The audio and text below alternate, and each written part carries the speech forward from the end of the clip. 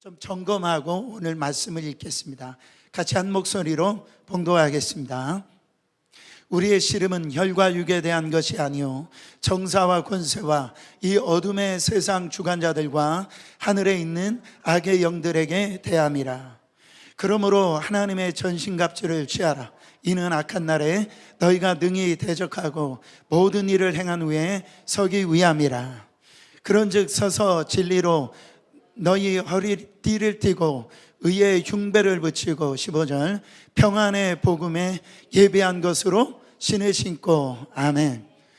우리는 영적 싸움만은 승리해야 됩니다. 그거에 대해 있어서 우리는 핑계대면 안 돼요. 그래서 우리가 영적으로 무장해야 됩니다. 특히 이 시대는 하나님께서 부르시는데 물론 자녀로도 부르시고 때로는 우리를 일꾼으로도 부르시고 때로는 종으로도 부르시지만 이 시대는 하나님의 군사로 불러주신 걸 볼 수가 있어요. 그래서 지금은요 양과 염소가 딱 갈라져요. 알곡과 쭉정이가 딱 갈라져요. 그런 시대가 왔어요. 그래서 주님이 재림하실 때 내가 믿음을 보겠느냐 이 말씀하시는 그 시대가 되어버렸습니다. 그래서 하나님의 진정한 하나님의 이 부르심을 받은 저와 여러분들이 이제 악한 마귀가 우는 사자처럼 그냥 삼킬 자를 찾아다니는데 그 악한 마귀의 그 입을 닫아버리고 그 영적인 싸움에서 그냥 작은 물에서 그냥 거기서 우리가 이 시험 당하지 말고 어느 순간에 있든지 무슨 일을 하든지 나는 하나님의 군사다. 그래서 싸워 나가서 피 흘리기까지 싸워 나가서 이기는 자 되시기를 축원합니다. 오늘은 이 평안의 복음을 매 신발을 신어야 된다. 여러분 신발이 너무 중요합니다. 그래서 그 이봉주 선수라고 옛날 마라톤 선수 있었잖아요. 금메달 딴 선수. 근데 그 마라톤 뛰는 이 신발은 우리 신발과 달라요. 그거를 그 사람의 신발 사이즈, 이 발 사이즈에 딱 맞춰가지고 그 신발을 만드는데 2억이 들었다. 2억이. 안 놀라시죠? 2억이. 그만큼 이 경기에 나가는 선수들에게 이 신발이 너무너무 중요한 거예요. 군인도 마찬가지입니다. 이 군화가 굉장히 중요한 거예요. 그래서 이 군화가 제대로 신지 아니하면 발이 상하게 되어서 기동력이 빠를 수 없고, 그래 이 발을 보호해 줄 수 있는 것이 바로 이 신발입니다. 여러분, 로마 군인들은 정말로 이 엄청난 이 군대를 그 당시에 조직해 가지고 전 세계를 장악했는데 그들의 신발은요 이 샌들처럼 되어져 있는데 그 안에 가죽을 몇 번 대가지고 못이나 이런 것들이 침투하지 못하게 하는데 그 주위에 이런 진 같은 것을 박아가지고 이 신발을 군대가 이 신발을 신고 이렇게 행진하면은 그 소리가 사방을 울렸다라는.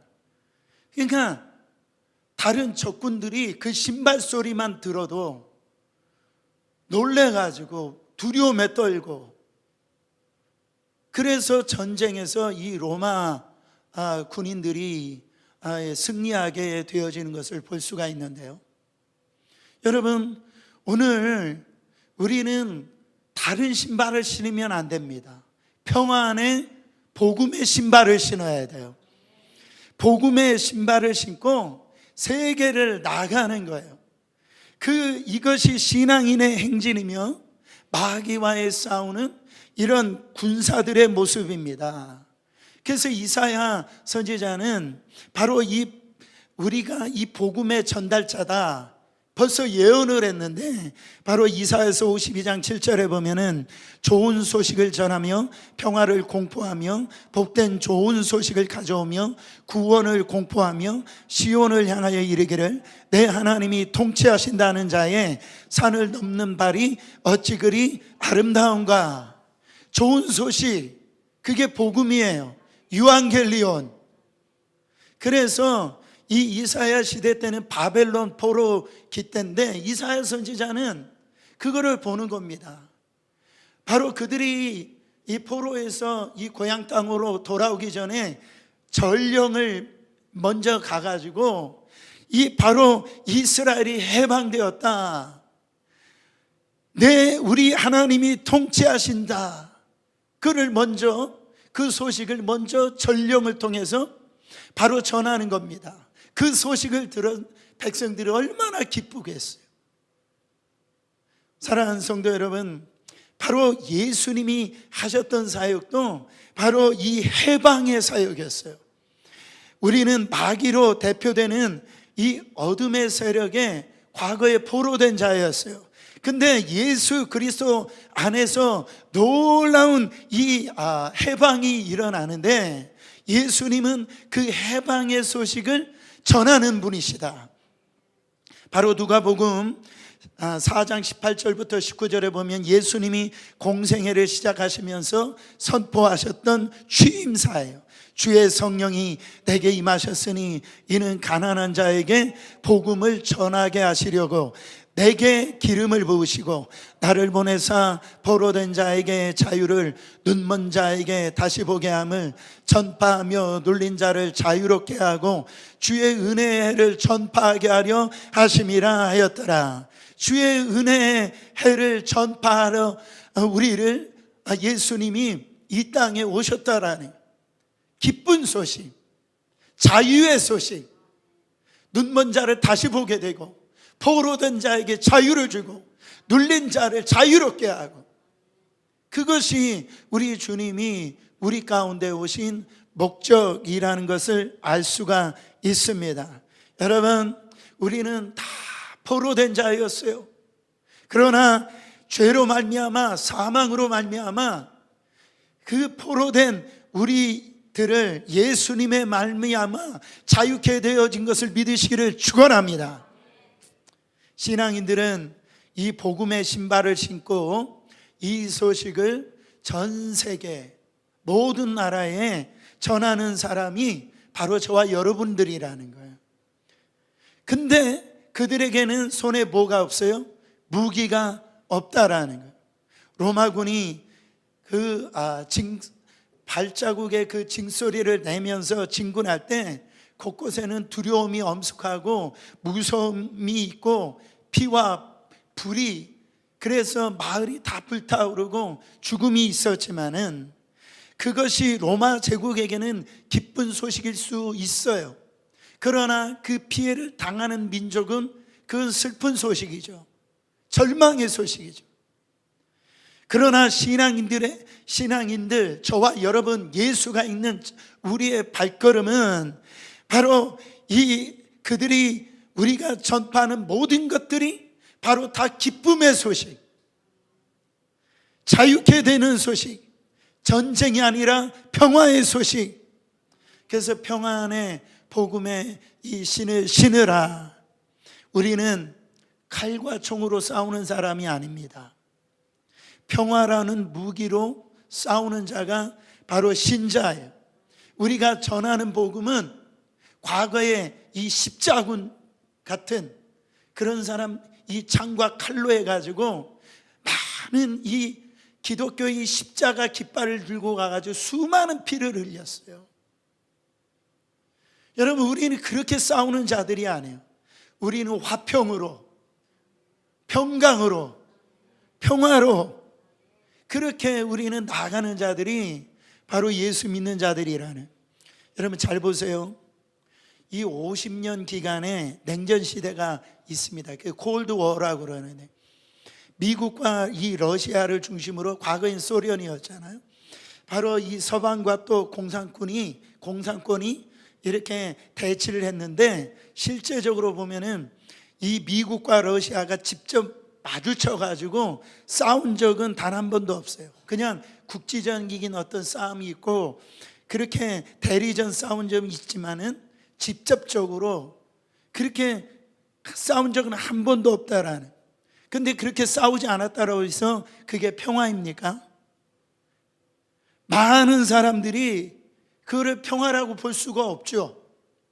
바로 지금도 우리가 얘기하잖아요. 이런 어떤 이 냉전이라고.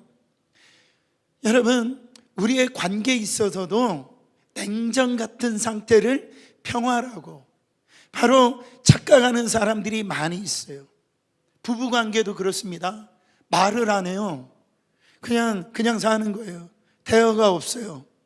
겉으로 볼 때, 남들이 볼 때는 그냥 평화롭게 보이는 거예요. 왜 그러느냐 하면 싸우지도 않고 서로 감싸하지도 않고 얼마나 조용히 삽니까? 그런데 그거를 화평이라고 여러분 생각하냐 말이죠. 그거 아니다라는 거예요. 조용하지만 그것은 공동묘지의 침묵이라는 거예요. 여러분, 교회도 마찬가지예요. 교회도 이따도 말씀드리겠지만 교회는 잠잠하면 안 됩니다. 교회는 기도로 싸워야 돼요. 말씀으로 싸워야 돼요. 복음으로 세상에 나가야 되는 거예요. 진정한 평화는 뭡니까? 그러므로 이 관계가 굉장히 중요해요. 남편과 아내의 관계, 이 부모와 자녀의 관계, 성도와 이 목사의 관계, 그것이 아주 아름다워지면 그게 평화라고 그렇게 얘기를 합니다. 그래서 우리가 이 땅에서 샬롬을 이루기 위해서는 제일 먼저 해야 될 것이 뭐냐면 이 관계를 회복해야 되는데, 이 관계를 회복이 되어지는 것 샬롬이라고 하는데, 제일 먼저 우리가 해야 될 일들은 뭐냐면 바로 이 샬롬에 대한 진정한 의미를 잘 알아야 돼요. 사탄은요 자꾸 눈에는 눈, 이에는 이로 싸우라고 그래요. 힘 있는 자가 승리한다라는 거죠. 사랑하는 성도 여러분, 우리 한국 사람들은 목소리 큰 사람이 이긴다고, 무력으로 이기는 게 아니다라는 거예요. 이 복음은 평화의 복음이에요. 그러나 이 마귀와의 싸움은 피 흘리기까지 싸워야 된다라는 거죠. 그래서 사단의 전략은 하나님과 우리 사이에 화평을 깨트려요. 사단은 사람과 사람 사이에 화평을 깨트려요. 자연과 인간 사이에 화평을 깨트리는 것이 사단의 전략인데, 그 전략에서 가장 중요한 무기가 뭡니까? 죄라는 거예요. 죄. 여러분, 그 죄로 말미암아 가인이 바로 아벨을 죽이게 합니다. 그래서 하나님과 원수되게 만드는 거예요. 우리는 평안의 복음 안에서 견고히 설 때 이 사단의 어떤 전략 안에서도 우리는 승리할 줄 믿으시길 바랍니다. 왜 우리가 평화를 누리지 못합니까? 왜 늘 두려움에 떨고 불안에 떨고 그렇게 살고 있냐라는 거죠. 그건 결국 죽음이라고 하는 이 문제 때문에 그래요. 들어가 보면 이 죽음으로 인한 그 두려움과 공포 때문에 그렇습니다. 근데 이 죽음의 공포는 어떻게 해서 왔냐면, 인간이 죄를 짓고 말미암아 바로 죄의 싹은 사망이야. 그렇기 때문에 그것으로 인하여서 아담이 하나님의 이 먹지 말라라는 선악과를 따먹고 무서워서 숨는 거 보세요. 화평이 깨져버린 거예요. 뭐 때문에? 죄 때문에. 여러분, 우리는 이 죄라고 하는 것은 화살이 관역에 벗어나는 것을 의미하잖아요. 그 죄를 제어할 때에 우리가 능력이 임하게 되어지는 거예요. 샬롬이 오게 되어지는 거예요. 그냥 조용하고 서로 싱글벙글 웃고 바로 간섭하지 않고 이런 것을 화평이라고 생각하면 큰 오산이라는, 진정한 화평을 위해서 우리가 해야 될 일이 뭐냐면, 가장 우선적으로 해야 될 것이 뭐냐면 내 안에 있는 죄를 뽑아내야 돼. 삶의 모든 부분에 있어서 하나님과의 관계에서 담이 되어지는 것들을 뽑아내야 돼요. 그래야 샬롬이 임합니다. 하나님과 우리 사이를 가리는 것이 죄라고 얘기하잖아요. 이사야서 59장 1절에 보면 여호와의 손이 짧아서 구원하지 못하는 것이 아니라, 바로 하나님과 우리 사이에 뭐가 가로막혀 있어요? 죄가 가로막혀 있다라는 거예요. 우리가 하나님 앞에서 진정한 관계 회복을 이루기 위해서는 우리 속에 가로막혀 있던 이 죄악의 것들을 뽑아내고, 여러분, 회개의 역사가 일어나게 되어지면 하나님과 하나가 되어집니다. 그러면 놀라운 일들이 우리의 삶 가운데서 일어나게 되어져요. 그래서 예수님이 마태복음 5장에 이 팔복을 설교를 통하여서 가르치시잖아요. 이것이 예수 그리스도의 핵심적인 말씀인데, 그 말씀을 보세요. 다 외적인 게 아닙니다. 다 내면적인 거예요. 심령이 가난한 자는, 화평케 하는 자는 하나님의 아들이라 칭함을 받을 것이요. 여러분, 진짜 피스메이커, 화평케 하는 자가 되길 위해서는 주변의 문제가 아니에요. 환경의 문제가 아닙니다. 따라합니다. 내 안의 문제다. 그래서 이사야서 48장 22절에 보면 여호와께서 말씀하시되 악인에게는 평강이 없다 하셨느니라. 예수 없는 사람들 다 평안하게 사는 것처럼 보이잖아요. 예수가 없는 자를 악인이라고 그래요. 성경은 그렇게 평강이 있는 것처럼 보여지지만 절대 평강이 없다라는. 제가 미국에 처음에 LA 와서 지내다 보니까 와, 진짜 이 미국이 천국 같더라고요. 공원도 너무 좋고, 그냥 잔디 위에다가 이 오리들 뭐 그런 이 동물들이 다 그냥 그 자유롭게 아마 이렇게 살아가는 이런 모습을 보니까요, 제가 이 한국에 살던 거 전혀 다른 삶이어서 와, 진짜 미국이 살기 좋은 나라구나, 그렇게 생각을 했거든요. 근데 여러분, 지금 이 미국을 보면 그렇게 평화스럽게 보이세요? 화평스럽게 보이냐라는 거예요. 제가 여기서 살다 보니까 한국보다 더 문제가 많고요, 더 어려움이 많고, 지금 자녀들이 마약에 다 노출되어 있습니다. 마리아나가 노출되어 있어요. 한국에 가보면 마리아는 피면은 잡혀서 감옥에 들어가는데, 지금 퍼센티지가 40%가 올라갔다라고 하는 통계가 나와 있어요. 제가 지난번에 맨하탄 가는데 저보고도 마리아나 사라고 10불이라고 10달러라고 저를 갖다 꼬시더라고요. 그런 세계가 지금 돼 있어요. 하늘에서 새가 날아다니고, 어떻게 보면은 뭐 이렇게 좋은 호숫가가 있고 그렇게 해가지고 좋은 듯 하지만은 그게 화평스럽게 보이지가 않다라는 거예요. 미국이 얼마나 총기 난사가 많습니까?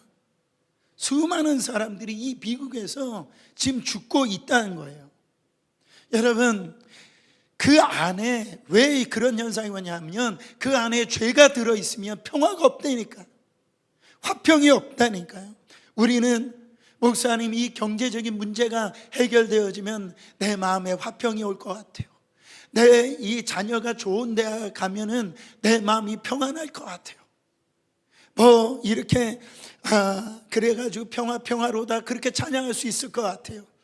그것만 해결되면 평화가 있겠습니까?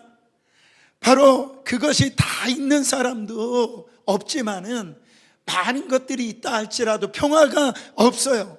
평화가 없다니까요. 아무리 술 마시고 뭐 아무리 노래하고 춤을 춰봐도 그 고래사냥 있잖아요. 그 노래처럼 남는 것은 뭐예요? 바로 허무만 남아요. 평화가 안 된다는. 하나님은 말씀합니다. 이사야서 48장 22절에 여호와께서 말씀하시되 악에는 평강이 없다라고 말씀하고 있어요. 근데 이 평강은 우리 자력으로 임하는 게 아닙니다. 이 평안은 주님이 주셔야 임하는 거예요. 주님이 그 은혜를 주셔야 우리가 평화를 누리는 거예요. 아무나 그 평화를 누리는 게 아닙니다. 요한복음 14장 27절 보세요. 평안을 너에게 끼치노니 곧 나의 평안을 너에게 주노라. 내가 너에게 주는 것은 세상에 주는 것이 같지 아니하리라. 너희는 마음에 근심도 말고 두려워하지도 말라. 누구의 평안이랍니까? 예수의 평안, 나의 평안, 주의 평안을 우리 가운데 주신다라는 거예요. 평안은 하나님이 주시는 거예요. 내 안에 주님이 이 평강을 주셔야 비로소 우리가 다른 사람에게 이 평화를 심어줄 수 있는 자가 돼요. 내가 평안하지 않잖아요. 내 심령이 평안하지 아니하면 다른 사람을 절대 평안하게 해줄 수가 없어요. 주변에 많이 그랬잖아요. 어떤 분들은 보면 꼭 고슴도치 같아요. 그냥 사람 만나면 그냥 찔러요. 그냥 그래야 삶에 낙이 있는 분들 것처럼 그런 분들이 너무 뾰족해. 칼날이 서 있는 것 같아요. 그게 자기 안에 이 평화가 없으니까 남을 괴롭히는 거예요. 평화가 없을 때 이렇게 남을 괴롭힌다니까요. 그거를 이 마귀가 그 평화를 깨뜨리고 있다는 사실을, 자기가 그 도구가 되어주고 있다는 사실을 모르고 살고 있는 거예요. 그러나 내 안에 평화가 임하고 내 안에 회개가 있고 능력이 있으면 그게 다른 사람들에게 그게 심어지는 거예요. 전달이 되어지는 거예요. 여러분, 저는 여러분들에게 가는 곳곳마다 피스메이커가 되시기를 바랍니다. 근데 이상하게도 내가 들어가면 긴장 관계가 되어지고, 내가 들어가면 이상하게 싸움이 일어나고, 이상하게 남욕이 나오고, 내가 들어가면 자꾸 갈라지는 역사가 있다. 그것은 내 안에 지금 평화가 없기 때문에 그래요. 회개해야 된다라는. 여러분, 주님이 주신 이 평안은 누구도 빼앗을 수 없는 평안입니다. 빌립보 감옥에 갇혀서 감옥에 잡혀있던 이 바울과 실라를 보세요. 바울과 실라의 가지고 있는 환경이 감옥인데 거기에서 주님이 주신 평안을 못 받는 걸 보세요. 거기서 찬양을 하잖아요. 거기서 부흥회가 일어나잖아요. 하나님의 역사가 일어나잖아요. 여러분, 바로 이 평안은 주님이 주시는 이 평안은 궁극적으로 죽음을 정복한 평안입니다. 주님은 십자가에서 바로 우리의 그 죄를 다 용서해 주심으로 말미암아, 바로 우리가 이 죄의 결과로 말미암아 이 죽어서 지옥 가야 될 이 모든 형벌을 그 예수님이 짊어지심으로 말미암아, 여러분, 우리는 저 천국에 이제 들어갈 수 있는 영광을 얻은 줄 믿으시길 바랍니다. 그래서 예수님이 구속사역을 다 마무리하시고 맨 처음 제자들에게 하신 말씀이 바로 이 평화입니다. 요한복음 20장 19절 말씀해 보면, 이날 곧 안식 후 첫날 저녁 때 제자들이 유대인들을 두려워하여 모인 곳에 문을 닫았더니 예수께서 오사 가운데 서서 가라사대 너희에게 평강이 있을지어다. 자, 자기에게 선포해 보세요. 나에게 평강이 있을지어다. 주님이 원하시는 것은 우리 안에 불안과 염려와 근심 속에서 사시는 것을 원치 않으세요. 예수님이 십자가에서 그거를 갖다 다 이제 도말하시고 우리에게 원하시는 하나님의 이 부활하신 주님의 뜻이 뭡니까? 너희들에게 평강이 있을지어다. 여러분, 정말 우리는 이 예배에 참석한 저와 여러분들은 이미 이 은혜를 받은 사람들이에요. 이 축복을 받은 사람들입니다. 이 샬롬이, 이 평화가 그 관계 속에서 정말로 이 담이 사라지면은 우리는 세상이 두렵지 않아요. 환경이 어렵고 힘들더라도 그 안에서 찬송할 수 있어요. 그 안에서 기뻐할 수 있어요. 할렐루야. 자, 그래서 예수님이 이런 말씀을 하시냐. 요한복음 16장 33절. 이것을 너에게 이르면 너희로 내 안에서 뭐를 누리게 하려 함이라? 평안을 누리게 하려 함이라. 세상에서는 너희가 뭐를 당하는데? 환난을 당하고 고난을 당하고 어려움을 당하고, 그러나 그 평안이 있기 때문에 뭐 하랍니까? 담대하라는 거예요. 주님이 세상을 이기셨다라는 거예요. 그렇기 때문에 저와 여러분도 이길 수 있다라는 거예요. 더 이상 환경, 어려움, 고난 이런 얘기하지 말라라는 거죠. 네가 내 안에 있는지가 분명하면 우리는 이길 수 있다라는 거죠. 사랑하는 성도 여러분, 성경에서는 이 평화를 위해서 어떻게 하라냐면 기도하라고 말씀하고 있어요. 예수님과 함께 있던 제자들이 이제 예수님이 떠나가신다는 소식을 듣고 이 불안할 때 예수님이 제일 먼저 하신 말씀이 바로 요한복음 14장 13절입니다. 같이 읽어보세요. 너희가 내 이름으로 무엇을 구하든지 내가 시행하리니 이는 아버지로 하여금 아들을 인하여 영광을 얻으시게 하려 함이라. 기도하라는 거예요. 문제가 일어날 때, 어려움이 있을 때, 내 안에 불안할 때, 아직 일어나지 않았지만 앞으로 예측되는 위험 앞에서 어떻게 평강을 유지할 수 있는가? 바로 그 문제로부터 이미 주님께서 주신 이 평화를 잃지 않으려면 매일 순간순간마다 뭐 하라는 거예요? 기도하라는 거예요. 그래서 지금 풀 수 없는 문제, 미래에 일어날 문제로 인해 염려하면서 평안을 누리지 못하는 분들이 있다란다면 기도해야 되는 거예요. 그래서 빌립보서 4장 6절부터 7절에 뭐라고 말씀합니까? 아무것도 염려하지 말고 오직 모든 일에 기도와 간구로 너희 구할 것을 감사함으로 하나님께 아뢰라. 그리하면 모든 지각에 뛰어난 하나님의 평강이 그리스도 예수 안에서 너희 마음과 생각을 지키시리라. 할렐루야. 기도할 때 내 마음에 두려움이 있고 근심이 있고 염려가 있으면 그 기도 자리에서 일어나면 안 됩니다.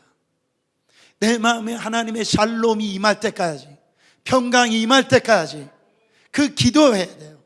기도 자리를 고수를 해야 됩니다. 그래야 우리가 승리할 수가 있어요.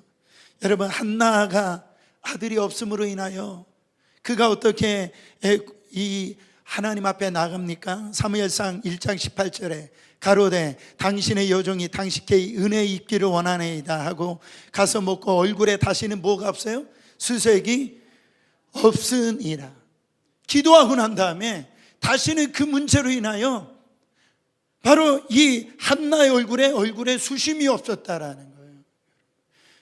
바로 12의 혈루병을 앓았던 여인도 보세요. 의원들 다 찾아갔어요. 돈을 다 비웠습니다. 괴로움이 컸단 말이죠. 그러나 예수님의 소문을 듣고 예수님의 그 옷자락에 손을 댑니다. 예수님이 하시면 모든 것을 할 수 있다는 그 믿음으로 손을 댄 거예요. 예수님이 말씀하십니다. 마가복음 5장 34절. 예수께서 가라사대 따라 내 믿음이 너를 구원하였으니 평안히 가라. 내 병에서 놓여 건강할지어다. 여러분, 정말 예수님 앞에 나오면 우리는 어떤 불안한 가운데서도, 염려 근심 가운데서도 우리는 찬송할 수 있어요. 여러분, 우리는 그 기도를 함으로 주님이 주신 평강을 날마다 우리는 유지하면서 영적 싸움에서 승리할 수 있습니다. 결론적으로 여러분, 우리가 회복해야 될 것, 먼저 하나님과 첫 번째 우리 사이에 관계가 회복이 돼야 돼요. 할렐루야. 그 죄를 걷어내 버려야 돼요. 그거 뭐가 좋다고 지금까지 갖고 있어요. 그래야지 이 샬롬이 임합니다. 두 번째, 다른 사람과 하나님을 화평하도록 돕는 자가 돼야 돼요. 여러분, 우울증에 사로잡히고 나는 문제가 있어 이런 분들은요, 사람 만나는 걸 싫어합니다. 사람 안 만나요. 그것이 언제 살아나기 시작하느냐? 서로 도울 때입니다. 서로 도와줄 때, 서로 격려해 줄 때. 여러분, 우리가 힘이 날 때가 언제예요? 힘들고 어려운 사람들을 나도 힘들지만 가서 도와줄 때, 그때 여러분 우리 안에 진짜 샬롬이 많은 거예요. 그리고 복음 들고 현장에 나가서 예수 그리스도의 이 피 묻은 복음을 증거할 때 오히려 내 가슴 속에 불타오르는 일이 일어납니다. 다른 사람과 하나님과의 관계를 연결시켜주는 그 화목의 그 피스메이커 역할을 감당을 해야 된다라는. 여러분, 힘들고 어려운 분들에게 전화를 해보세요. 그것도 아니면 카톡이라도 힘내라고, 제가 우리 집사님 위해서, 우리 성도님을 위해서 기도하고 있다고, 우리가 같이 이것을 이겨내자고. 여러분, 서로 격려해요. 격려하면 그 사람이 살아납니다. 뿐만 아니라 격려하는 내가 살아나는 거예요. 그래서 잊지 마세요. 격려하면 내가 살아나요. 따라합니다. 격려하면 내가 산다. 우리 교회가 앞으로 그런 일들이 많이 일어났으면 좋겠어요. 자녀들한테 그렇게 해보세요. 자녀들을 격려해 주세요. 공부하는데 힘들지? 수학이 점점 어려워지네. 아빠는 그거 초등학교 6학년 때 했던 일을 네가 4학년 때 푸는구나. 격려해 주고. 여러분, 정말 만약에 자녀 되신 분이 있다면 부모를 격려하세요. 부모님 돈 버는데 참 힘드시죠? 우리 때문에 너무너무 고생하시죠? 저희는 아버지밖에 없어요. 어머니밖에 없어요. 우리 엄마 음식이 최고. 할렐루야. 맛이 있든 없든 우리 엄마 음식이 최고. 격려, 하나님께서 귀중히 여기신다라는 것. 여러분, 우리는 하나님의 자녀입니다. 우리는 세상 사람과 다르게 살아야 돼요. 세상 어떤 문제만 일어나면 염려, 근심 속에 그 평강을 잃어버립니다. 그러나 지금 이 세상은 악한 마귀로 인하여서 염려, 근심 속에서 지금 살아가고 있어요. 우리가 평안의 이 복음의 신을 신고 내게 주신 하나님의 그 평강을 우리가 세상 가운데 이 평안을 보여줄 때에 세상이 예수 그리스도 앞에 굴복되어지는 역사가 일어나고 악한 마귀가 다 떠나가는 줄 믿으시기를 예수 그리스도 이름으로 축원합니다.